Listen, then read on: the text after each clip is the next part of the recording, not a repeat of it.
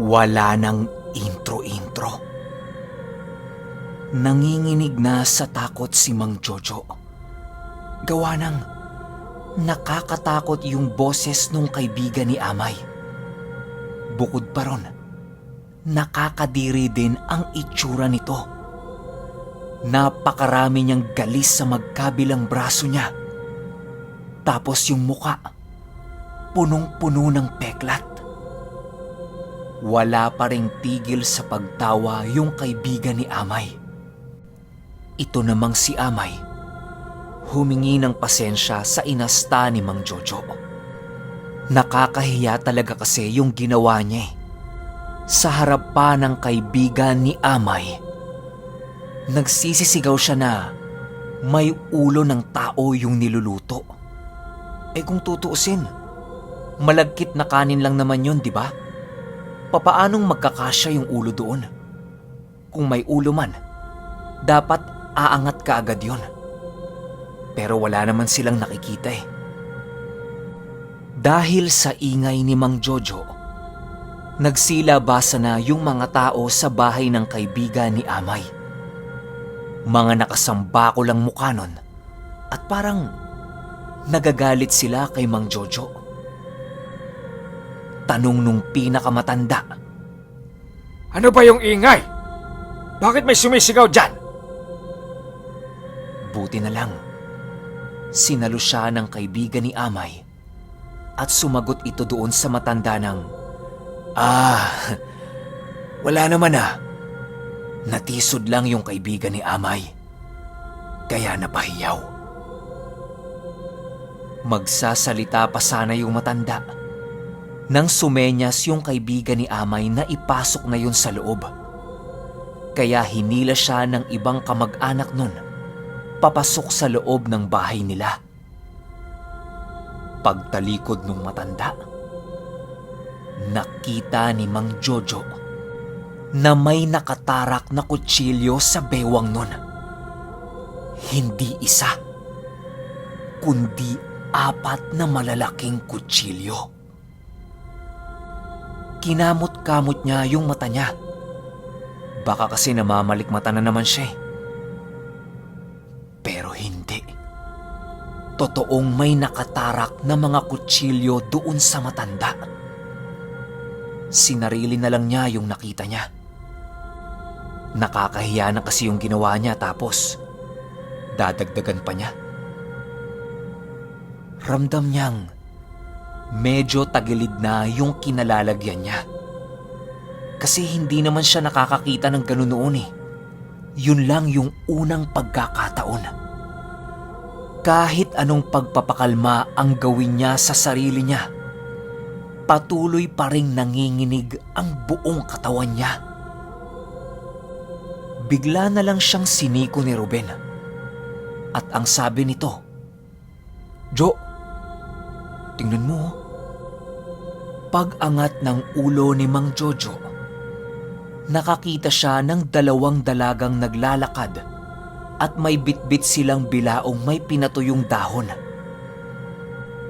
Napanganga si Mang Jojo dahil sa taglay na ganda nung isang dalaga. Bihira ang maputi sa lugar nila nun. Kaya talagang naakit siya ng husto. Sinundan nila ng tingin yung 2 dalaga. Tinandaan nila kung saang bahay papasok yon. Nung nakita na nila kung saan, bigla na namang ginanahan itong si Mang Jojo. Yung lahat ng takot niya, burado. Para siyang aaning-aning nung araw na yon. Aminado naman siya eh. Kanina takot na takot. Tapos biglang kikiligin. Niyaya ni Mang Jojo si Amay na pumasok sa loob ng bahay ng kaibigan niya at hihingi siya ng pasensya sa mga kamag-anak nito. Nung narinig yan ng kaibigan ni Amay, ang sabi nito sa kanila, "Pumasok na lang kayo sa loob. Kahit wag na kayong humingi ng pasensya. Baka nagpapahinga yung matanda." Matapos nilang marinig yan, pumasok na silang magkakaibigan. Bumungad sa kanila sa loob ng bahay isang malaking espasyo na merong mga bangko. Tapos isang malaking harang na may maliit na pintuan. Parang isang buong sala yun. Tapos may nakahiwalay na kwarto. Walang tao sa sala.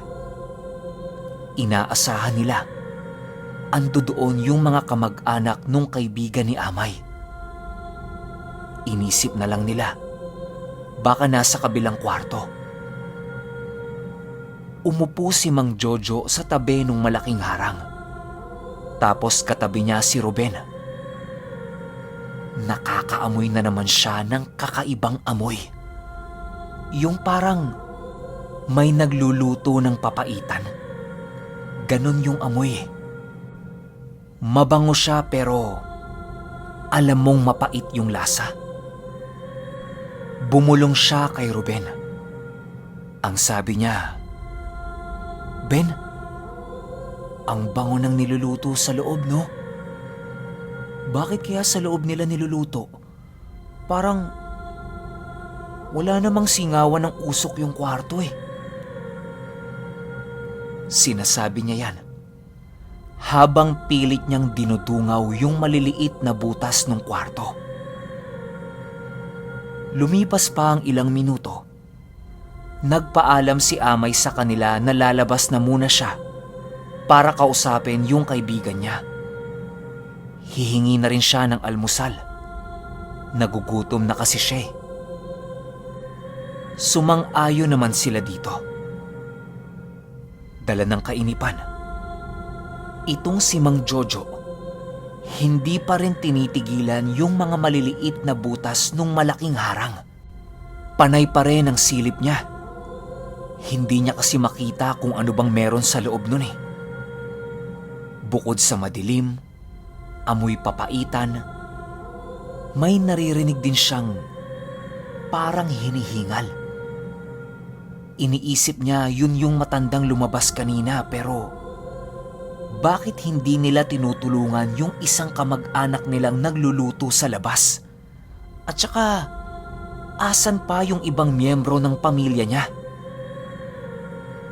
Tumayo si Mang Jojo para lumipat sa kabilang dulo. May malalaki kasing butas yun. Baka sakaling mas makita niya kung anong meron.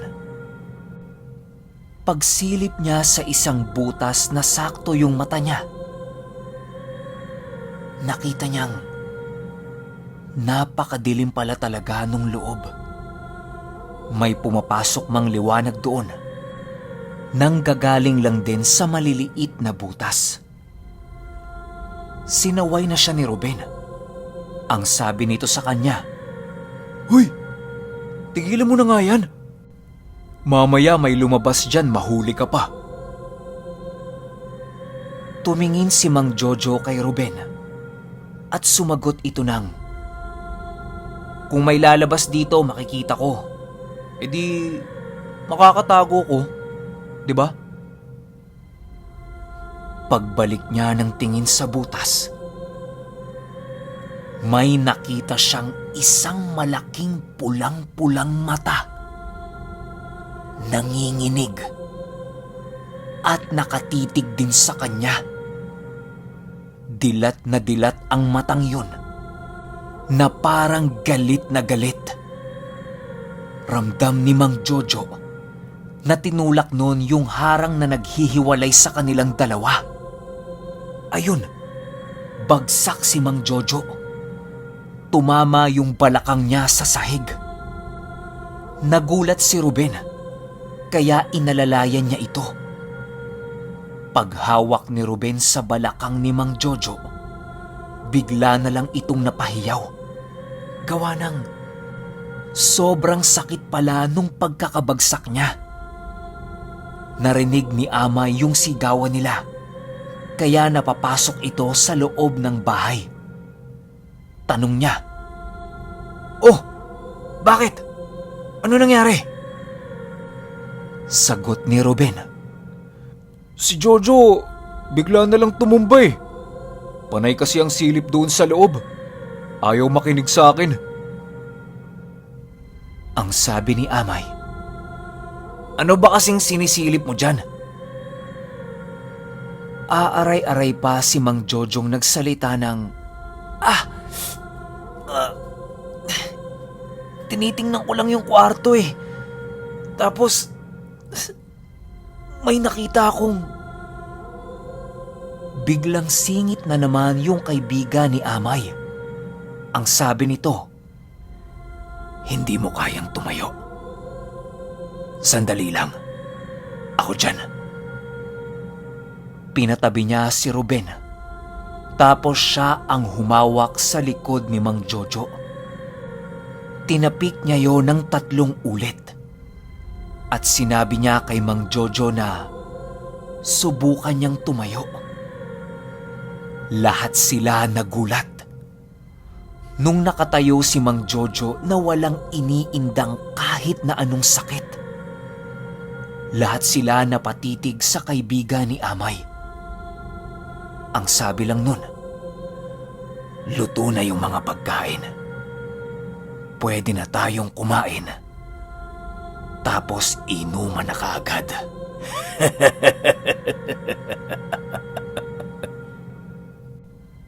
Naglagay ng mahabang lamesa yung kaibigan ni Amay sa labas.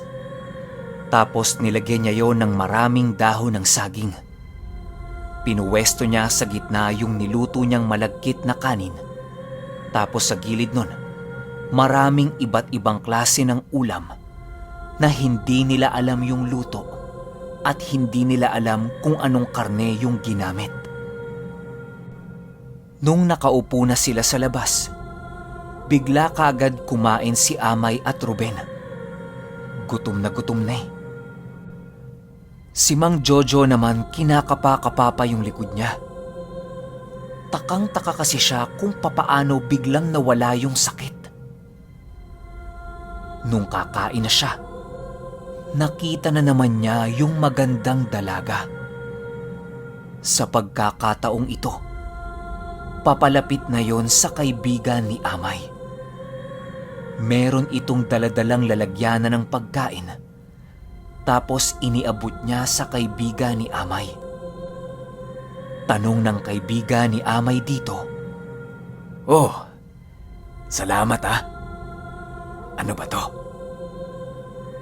Sagot nung babae, "Minatamis na kamote. Saktong panghimagas ninyo pagtapos ninyong kumain." Pakiramdam ni Mang Jojo nung mga oras na yon, slow-mo lahat ng nangyayari.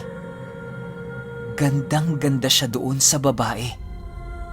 Natulala nga siya eh. Nawala lang lahat ng nakikita niyang ganda nung may tumabig sa likuran niya. Tumama yung mukha niya sa ibabaw ng lamesa. Ayun, nalagyan ng kanin, ulam, gulay yung mukha niya. Pagtingin niya, yun yung matandang nakasabay nila papunta doon. Ang sabi nito, Ay, pasensya na ha. Bumigay yung tuhod ko eh. nakatitig lang si Mang Jojo doon sa matanda. Nang magsalita yung kaibigan ni Amay ng, "Huwag ka naman dito. Mga bisita ko yan eh. Hindi naman kita pinapakialaman, diba?" Hingi lang ng hingi ng pasensya yung matanda sa kanila. Tapos naglakad na yon papalayo. Ito na. Yung mabango, masarap, at nakakatakam na pagkaing nakahain sa kanila. Unti-unti nang nag-iiba kay Mang Jojo. Hindi niya lang pinapahalata sa kaibigan ni Amay, pero nandidiri na siya sa amoy ng mga ito. Para silang nagkalat na luga sa ibabaw ng lamesa. Kaya ang kinain na lang ni Mang Jojo nun, puro prutas. Samantalang yung dalagang nag-abot ng minatamis na kamote sa kanila, nakatayo lang sa likod ng kaibigan ni Amay na tila ba nag-aabang kung kakainin ba nila yon o hindi. Ang tagal niyang nakatayo doon, hindi talaga umupo. Umalis lang yon nung kumuha ng tig-isang kamote si Amay at si Ruben, tapos kinain nila. Sarap na sarap pa nga eh. Nung nakita ng dalaga yan, nagpaalam na itong may gagawin pa siya. Gustuhin mang kumain ni Mang Jojo nung kamote, hindi niya talaga kaya. Nandidiri siya sa amoy eh. Panay ang tingin ni Amay sa loob ng bahay nang tanungin niya yung kaibigan niya na, "Yung matanda kanina, hindi mo ba yayayain kumain? Ano ba yun? Tatay mo? Ngayon ko lang nakita yun eh." Sagot sa kanya ng kaibigan niya, "Yun ba? Nasa likod sila ng bahay. Pero baka pumasok na rin. May sakit kasi yun. Kaya bawal siyang magtagal sa labas ng bahay. At saka, tsuhin ko lang yun. Napadaan lang." Hanggang sa lumipas pa ang ilang mga oras at wala talagang lumabas ni isang kamag-anak nung kaibigan ni Amay sa loob ng bahay nila. Masaya naman yung kwentuhan nila, kaya hindi na nila napansin. Maliban kay Mang Jojo. Nanatili siyang nag-oobserba sa buong paligid niya. Hindi niya alam pero parang sobrang alisto niya nung mga oras na yon. Maya-maya pa, nagpaalam yung kaibigan ni Amay sa kanila. Nakukuha lang siya ng maiinom nila. Para naman, masimulan na nila ang kanilang inuman. Pagbalik nun, meron yung bitbit na 2 malaking bote. Isang kulay gasolina at isang parang suka. Paliwanag nung kaibigan ni Amay sa kanila, unahing inumin yung kulay gasolina tapos sundutan kaagad nila nung kulay suka. Masyado kasing mapait yung kulay gasolina. Lasang abdo. Kaya dapat kontrahin nila yon nung kulay suka. Dahil sa lasa nitong matamis. Gawa kasi sa pulupukyutan yon na may halong tubig. Kaya masarap. Nung marinig nilang magkakaibigan yan, nag-inuman na kaagad sila. Wala nang intro-intro yon. Paikot yung tagay nun. Maging si Mang Jojo, umiinom na rin. Mas tumindi pa ang inuman nila nung nakisali na rin yung mga kababaihan sa kanila. Yung iba rin doon dayo. Halos mapuno na yung mesa nila dahil sa dami nilang nag-iinuman. Tansya ni Mang Jojo mga 5:00 ito ng hapon. Dumating yung magandang dalaga tapos sumali rin sa inuman nila. Jackpot siya nun kasi sa tabi niya umupo eh. Ang pinagtataka niya kung anong kinaganda nun at kinakinis. Saksaka naman ng bantot. Yung buhok niya, amoy mantika ng baboy. Yung alingasaw ng katawan niya, amoy baktol. Tapos yung hininga nun kapag nagsasalita, para siyang sinasapak. Hindi niya maintindihan kung bakit ganun yung naaamoy niya. Ang ganda-gandang babae tapos ang baho-baho naman. Ang nangyari tuloy, nawala yung pagtingin niya sa dalaga. Yun bang turn off siya? Pero yung dalaga naman, todo kung asikasuhin siya. Maya't maya ang salin ng alak, bigay ng pulutan. Sa paglipas pa ng oras, hindi namamalaya ni Mang Jojo na unti-unti na rin siyang nalalasing. Pero tuloy pa rin yung inuman. Ang saya eh. Pagtingin niya sa dalawang kasama niya, si Amay matikas pa, parang hindi nalalasing. Pero si Ruben, nakahiga na yung ulo sa lamesa. May dalawang lalaki ang lumabas sa bahay nung kaibigan ni Amay, tapos binuhat si Ruben. Tanong ni Mang Jojo, "Amay, si Ruben binubuhat na. Saan ba dadalhin yan?" Ang sabi lang ni Amay sa kanya, "Sa loob lang yan. Patutulugin na. Bukas na tayo umuwi ah. Hindi ko na rin kaya maglakad eh. Nahihilo na ako." Lalong natuwa si Mang Jojo sa narinig niya kasi pwede na siyang uminom ng marami hanggang sa mawalan siya ng malay. Yun bang walwala na? Nawawala na sa wisyo si Mang Jojo. Papikit-pikit na rin siya. Nilalabanan na lang niya yung antok niya. Samantalang yung dalagang nag-aasikaso sa kanya, walang tama. Tatawa-tawa pa yon habang may sinasabi sa kanyang kung ano-ano.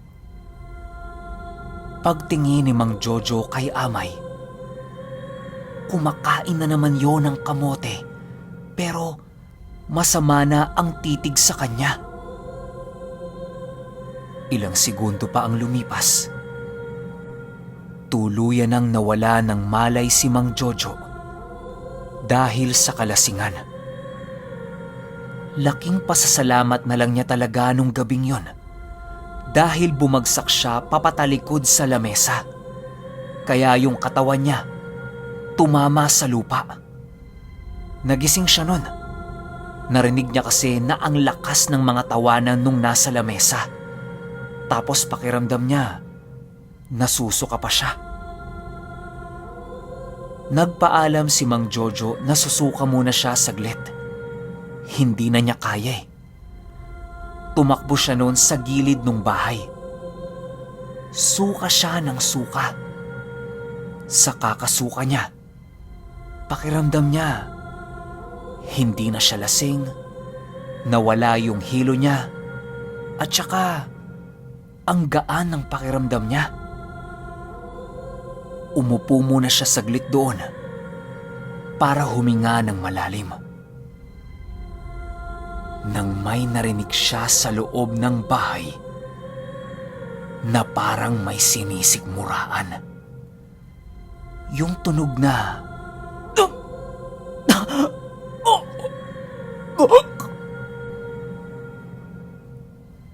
tinapat niya yung tenga niya sa dingding. Naging malinaw na sa pandinig niya na merong nahihirapang huminga sa loob ng bahay. Bumukas yung pintuan ng bahay. Lumabas na naman yung mga kamag-anak ng kaibigan ni Amay. Naririnig niyang may tinatanong yon sa kaibigan ni Amay pero hindi na gaanong malinaw sa kanya. Tiningnan niya muna kung anong gagawin nung dalawa. Nung nakita niyang umupo at nakipag-inuman na rin, sumalisi ngayon ng pasok itong si Mang Jojo para tingnan kung anong nangyayari kay Ruben. Pero wala si Ruben doon sa unang kwarto. Ang dilim nung bahay. Ni gasera wala. Lahat ng ilaw ando doon sa lamesa kung saan sila nag-iinuman. Inisip ni Mang Jojo na baka nasa loob ng kwarto si Ruben. Dahan-dahan niyang binuksan yung kwarto pero Mahirap buksan eh. Parang may nakaharang sa pintuan. Ginamitan niya pa ng puwersa para mabuksan yon. Nung natulak na niya, nakapasok na siya sa loob. Ang kaso lang, bigla namang umalingasaw yung napakabahong amoy. Parang kulungan ng baboy yung pinasok niya. Bilang madilim, wala siyang makita sa buong kwarto. Nanatili lang siya sa pwesto niya habang hinihintay niyang masanay yung paningin niya sa dilim. Buti na lang kahit papaano, may mga butas-butas yung kwarto na yon na napapasukan ng liwanag ng buwan. Pumasok na siya sa loob ng kwarto. Napakalagkit ng lapag. Tapos may mga parte pa yun na madulas. Kaya hinubad niya yung tsinelas niya. Nagsalita si Mang Jojo ng, "Ruben? Ruben? Nandito ka ba?" Nang bigla na lang may gumawa ng ingay. Narinig ni Mang Jojo yung reaksyon nun na,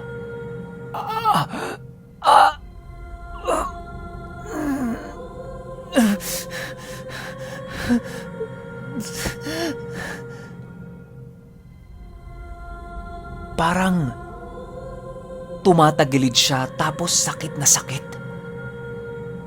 Sinundan ni Mang Jojo yung pinanggagalingan ng ingay. Nang may nakapa siyang katawan ng isang tao. Akala niya si Ruben. Bigla din kasing tumahimik yung sinusundan niyang ingay eh. Ang sabi niya, "Ruben! Ruben! Anong ginagawa mo rito? Ang init. Tara! Doon tayo pumwesto sa Tumigil siya sa pagsasalita nung nakapa niya yung bandang uluhan ng katawan. Dahil wala itong ulo. Hinahawakan niya pa yung leeg nun pero tanging mainit na laman at dugo na lang yung nakakapa niya. Hindi na siya pwedeng sumigaw dahil maririnig siya nung mga tao na nasa labas. Akmang tatakbo na sana si Mang Jojo papalabas ng bahay nang makita niyang tumayo na yung dalawang kamag-anak ng kaibigan ni Amay at papunta ito sa direksyon kung saan siya sumuka kanina. Wala nang ibang pagpipilian si Mang Jojo kundi gumawa ng butas sa likod ng bahay para doon siya lalabas. Gawa lang naman sa pinatuyong pinagtagpi-tagping nipa yung dingding ng bahay eh. Kaya madali lang butasan. Pero inabot din siya ng ilang segundo bago nakagawa ng butas. Matibay kasi yung pagkakagawa. Nung kasya na yung kamay niya sa ginawa niyang butas, pinagsisipa niya yon hanggang sa lumaki ng lumaki yung butas. Nung kasya na yung paa niya, lumabas na siya kaagad. Inuna niya yung dalawang paa niya papalabas. Nung nakalabas na yung buong katawan niya, tinamaan ng liwanag ng buwan yung kwarto at nakita niyang may 3 katawan doon. Isang walang ulo. Yung matandang nakita niya nung umaga. At si Ruben na nag-aagaw buhay na. Wala nang sinayang na pagkakataon si Mang Jojo nun. Tumakbo siya sa putikan. Walang kailaw-ilaw doon. Kaya malayang-malaya siyang nakakatakbo. Nakikita niya yung buong barangay na nagkakasiyahan pa. Nang makita niya yung pinakasentro ng barangay, Maraming kalalakihan ang nakaupo doon at tahimik lang silang nag-uusap. Mukha naman silang mga normal. Tatakbo na sana si Mang Jojo papunta sa kanila nang biglang may humila sa damit niya. Akala niya mamamatay na siya. Akala niya nahuli na siya ng mga kamag-anak ng kaibigan ni Amay. Pero nung lingunin niya yon, yung matanda yun na sumabay sa kanila, agad na tinakpan noon ang bibig niya at hinila pa siya ng hinila papalayo doon sa barangay. Pakiramdam ni Mang Jojo, nasa malalim na parte na sila ng putikan kasi umabot na hanggang sa balakang niya yung putik eh. Hindi nagsasalita yung matandang humila sa kanya pero nakatingin yon sa barangay. Ilang minuto pa ang lumipas. Nakarinig sila ng malalakas na sigawan. Tapos may mga nilalang doon sa barangay na napakabibilis tumakbo. Hindi niya alam kung mga tao pa ba yun o mga hayop. Gawa ng bukod sa malalaki at sa mabibilis sila, para silang mga wala sa kanilang mga sarili. Mga baliw. Yun ang unang pagkakataon na nakakita ng ganong eksena si Mang Jojo. Dito na rin bumaon sa isipan niya na totoo ang lahi ng mga aswang. Hindi siya makagalaw sa pwestong kinakatayuan niya. Punong-puno ng takot ang buong pagkatao niya.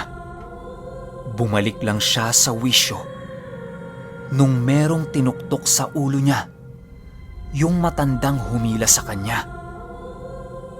Ang sabi nun, Ano? Babalik ka pa ba dito?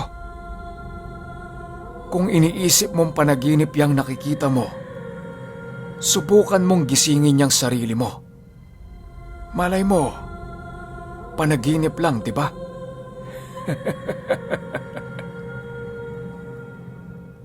kinurot niya yung sarili niya, sinasapak-sapak, sinasampal, pero walang nangyayari. Iyak na ng iyak si Mang Jojo doon sa matanda. Ang sabi niya, samahan siyang umuwi, ihatid siya sa kanila, para siyang batang nagmamakaawa nun. Ang sabi lang sa kanya ng matanda, hindi pa oras para gumalaw. Kung gagalaw sila kaagad, pareho silang mamamatay. Maya-maya na sila umalis. Manood na muna sila doon. Pinagmamasdan lang ni Mang Jojo yung barangay. Parang ilang segundo lang nangyari yung ganong insidente. Tapos bumalik na sa normal yung lahat. Awa naman ng Diyos. Wala siyang nakitang mga bangkay na nakahandusay sa kalsada. Ilang minuto pa ang lumipas. Ang sabi sa kanya nung matanda, maglalakad na siya papauwi sa kanila. Kung gusto niya, sumabay siya. Pero dadaan siya sa maputik na lugar. Gawa ng hindi sila pwedeng dumaan sa kalsada. Marami kasi ang nambabagat. Baka mamatay pa siya tsaka yung kalabaw niya. Yun na lang ang meron siya. Dahan-dahan nang nakahinga ng maluwag si Mang Jojo nun. Magaan din ang pakiramdam niya doon sa matanda. Nung naglalakad na sila, tanong ni Mang Jojo sa matanda, Manong, di ba may kaibigan ka doon? Bakit hindi ka pumunta sa kanila? At saka, alam nyo na palang ganun yung nangyayari sa lugar eh. Bakit pabalik-balik pa kayo? Sagot nung matanda sa kanya. Ay, kahit kaibigan ang turing sa'yo ng isang aswang, kapag nagutom yan, hindi ka sasantuhin yan. Lalo pa dayo ako. At kaya ako bumabalik dito para tingnan yung anak ko. Nabiktima kasi ang anak ko ng mga nakatira dyan. Hindi ko nga lang kilala kung sino. Taon-taon pumupunta ako sa lugar na yan para lang pagmasdan siya mula sa malayo. Nakaramdam ng matinding awa si Mang Jojo doon sa matanda. Tahimik na lang silang naglalakad nun. Nang biglang nagtanong yung matanda sa kanya ng, Yung isang kaibigan mo, nasaan? sagot ni Mang Jojo. Yung isa naiwan doon. Yung isa, iniwan ko pong nag-aagaw buhay. Baka patay na yon. Biglang natawa yung matanda sa kanya. At ang sabi nito, Hindi mamamatay yung kaibigan mo na yon. Magiging isa rin siya sa mga lahi nila. Tulad nung isa mo pang kaibigan. Hindi mo ba alam? Aswang yon. hindi makapaniwala si Mang Jojo sa narinig niya. Kasi ilang taon na niyang kilala si Amay eh. Tapos sasabihing aswang? Imposible. Ang daming tanong sa isip ni Mang Jojo nun pero wala. Kanino naman siya makakakuha ng sagot, di ba? Makalipas ang ilang oras, naghiwalay na sila nung matanda. Pero malapit na yun sa kanila. Mga ilang metro na lang din yun. Tumakbo kaagad si Mang Jojo papauwi sa kanila. Binulabog niya ang lahat ng kapitbahay niya at sinabi niya yung nangyari sa kanila sa barangay na pinuntahan nila. Punta kaagad siya sa mga kamag-anak ni Amay at ni Ruben. Sinabi niya ang bawat detalye ng naging karanasan niya. Yun ding gabing yun, sumugod silang lahat doon sa lugar na sinasabi ni Mang Jojo. Pero pagdating nila doon, normal na nagkakasiyahan ang lahat ng tao. Tapos si Ruben at si Amay, masayang nag-iinuman kasama yung kaibigan ni Amay. Sigaw pa ng sigaw si Mang Jojo na maraming patay doon sa loob ng bahay. Yung kaibigan naman ni Amay, tawa ng tawa. Pinapasok niya yung mga tao sa bahay niya bit-bit ang mga sulo. At bumungad sa kanila ang isang malaking baboy na walang ulo. Kaya pala hindi pinapapuntahan yung espasyo na yon. Gawa ng katayan palayo ng hayop. Grabe-grabeng kahihiyan ang inabot ni Mang Jojo nung gabing yon. Lahat ng tao sa barangay pinagtatawanan siya. Kaya ang ending, naglakad sila papauwi nang wala siyang napala. Pero alam ni Mang Jojo sa sarili niya na totoo ang lahat ng nakita niya. Matapos ang insidenteng yon, naging mailap na sa kanya yung mga kaibigan niya. Maging siya din ay umiiwas na. Kaya nagpaalam siya sa mga magulang niya na gusto niyang makipagsapalaran sa Maynila.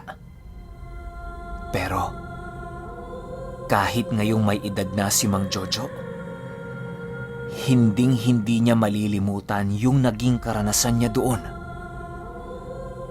At patuloy na bumabalik yung masaklap niyang alaala sa tuwing inaalok siya ng minatamis.